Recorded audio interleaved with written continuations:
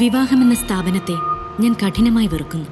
അതൊരു വലിയ വിഡ്ഢിത്തമാണെന്നാണ് എൻ്റെ ജീവിതവും അനുഭവവും എന്നെ പഠിപ്പിച്ചത്. കോടതി മുറിയിലെ അശ്ലീലം നിറഞ്ഞ നടപടിക്രമങ്ങളിലേക്ക് മാത്രം മനുഷ്യരെ എത്തിക്കുന്ന ഒരു ഉടമ്പടിയാണ് വിവാഹം.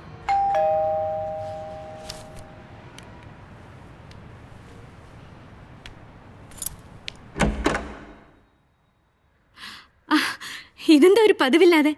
ഒന്ന് ഫോൺ വിളിച്ച് പറയാമായിരുന്നില്ലേ മനോജ്? ഞാൻ കഴിക്കാൻ എന്തെങ്കിലും ഉണ്ടാക്കി വെച്ചേനെ. അച്ഛ വരൂ. എന്താ അമ്മയെ കൂട്ടാഞ്ഞത്? അവൾക്ക് അവളെ ശ്വാസം ഇടാൻ നേരമില്ല. ഇവൻ വന്നപ്പോ ഞാൻ വെറുതെ കൂടെ പോന്നു മാത്രമേ ഉള്ളൂ. അമ്മയെ കണ്ടിട്ട് കുറെ നാളായി. മനോജ് പോകുന്നുണ്ടെന്ന് പറഞ്ഞിരുന്നെങ്കിൽ ഞാനും വന്നേനെ. അച്ഛൻ ഇരിക്കൂ, ഞാൻ ചായ എടുക്കാം. മനോജ് പോയി കഴിക്കാൻ എന്തെങ്കിലും വാങ്ങിട്ട് വാ. ഓ, അത് ശരിയാ. എനിക്ക് ചെറുതായിട്ട് വിശക്കുന്നുണ്ട്. നീ പോയി വാങ്ങിട്ട് വാ. അല്ല, ഞാനിവിടെ ഇല്ലെങ്കിൽ അവള്... എന്നാ നീ ഇവിടെ ഇരിക്കെ, ഞാൻ പോയി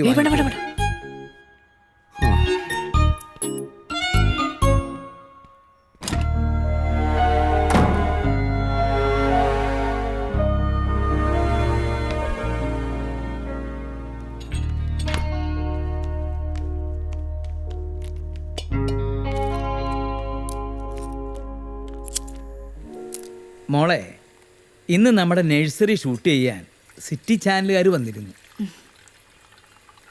അവർക്ക് എൻ്റെയും രമണിയുടെയും ഇൻ്റർവ്യൂ വേണം. പക്ഷേ ഞാൻ എന്തെങ്കിലും പറയാൻ അവൾ സമ്മതിക്കണ്ടേ? ഞാൻ എന്തെങ്കിലും പറഞ്ഞു വരുമ്പോൾ അപ്പം അവളെ ഇടങ്കോലിടും. അവൾ ഉത്സാഹം കൊണ്ട് ഓരോന്ന് പറയണതാ. പക്ഷേ കേൾക്കണവർ വിചാരിക്കും അവരുടെ അച്ഛൻ്റെ നഴ്സറി ഞാൻ കൈയടക്കിയതാണെന്ന്. എന്നാൽ സത്യം അതല്ലല്ലോ. ഒരു വർഷം അത് പൂട്ടിക്കിടന്നതിന് ശേഷമാണ് അച്ഛൻ അത് ഏറ്റെടുത്തതെന്ന് ചാനലുകാരോട് പറയേണ്ട ആവശ്യമില്ലല്ലോ. അതുകൊണ്ട് അച്ഛൻ അത് മിണ്ടിയില്ല. കാരണം എന്താ? പരസ്പര വിരുദ്ധമായാണ് ഇവർ സംസാരിക്കുന്നതെന്ന് പ്രോഗ്രാം കാണുന്നവർക്ക് മനസ്സിലാവാൻ പാടില്ല. ഇപ്പൊ തന്നെ എൻ്റെയും രമണിയുടെയും ഇടയിൽ എന്തെങ്കിലും ഒരു പ്രശ്നം ഉണ്ടായാൽ അത് ഞങ്ങളുടെ ഇടയിൽ തന്നെ തീരണം. അത് മറ്റൊരാളെ അറിയിക്കേണ്ട കാര്യമില്ല. അതല്ലേ അതിൻ്റെ ഒരു ശരി. എന്താ മോളുടെ അഭിപ്രായം? മനോജ് അച്ഛൻ്റെ അടുത്തേക്ക് പരാതിയുമായി വന്നു അല്ലേ? ഏയ്, പരാതിയൊന്നുമില്ല. അവൻ്റെ ഒരു വിഷമം കേട്ടപ്പോൾ ഞാൻ പറഞ്ഞു, എൻ്റെ മോളുടെ വേർഷം കൂടി കേൾക്കാതെ ഞാൻ നീ പറയുന്നത് വിശ്വസിക്കില്ല എന്ന്. മോള് പറ, അന്ന് എന്താ ഉണ്ടായേ? ആ ഫോൺ വലിച്ചെറിഞ്ഞ് പൊട്ടിക്കാൻ മാത്രം എന്താ സംഭവിച്ചത്?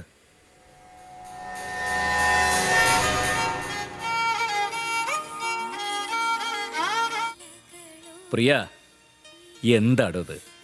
വൈകിട്ട് 6 മണി മുതൽ തന്നെ ഞാൻ ട്രൈ ചെയ്യുന്നതാ. എന്നെ ഒന്ന് വിളിക്കാനുള്ള സമയം പോലും തനിക്ക് ഇല്ലാന്ന് പറഞ്ഞ അതേ, സാധാരണ ഓഫീസ് ടൈം കഴിഞ്ഞാൽ ഏതെങ്കിലും ക്ലബ്ബിൽ പോരുന്ന 2 അടിച്ചിരിക്കേണ്ട ഞാൻ ഇന്ന് 2 മണിക്കൂറാണ് ആ ഷോപ്പിംഗ് മോളിന്റെ വാതിൽക്ക് നിന്ന് കാല് കഴിച്ച്. അവൾ അപ്പുറത്തെ മുറിയിലുണ്ട്. ഞാൻ ബാൽക്കണിയിലേക്ക് വരാം. 1 മിനിറ്റ് ഹോൾഡ് ചെയ്യണേ.